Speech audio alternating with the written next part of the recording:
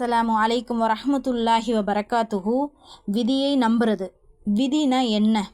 இந்த உலகத்தில் நடக்கக்கூடிய அனைத்து காரியங்களுமே அல்லாஹுடைய நாட்டத்தினால தான் நடக்குது அப்படிங்கிறத நம்பணும்.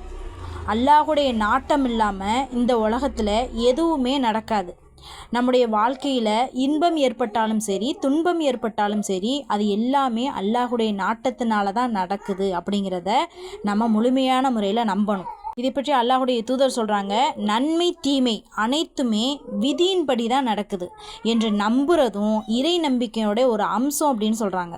அப்போ ஒரு மனிதனுக்கு நன்மை நடந்தாலும் சரி, இன்பம் நடந்தாலும் சரி, துன்பம் நடந்தாலும் சரி, அது அல்லாஹுடைய நாட்டத்தின்படி விதியின்படி தான் நடக்குது அப்படின்னு நம்பணும். அல்லாஹுடைய தூதர் ஸல்லல்லாஹு அலைஹி வஸல்லம் அவர்கள் சொல்கிறாங்க, அல்லாஹ் வானங்களையும் பூமியையும் படைப்பதற்கு 50,000 ஆண்டுகளுக்கு முன்னாடியே படைப்பினங்களுடைய விதியை எல்லாம் எழுதிட்டான் அப்படின்னு சொல்கிறாங்க.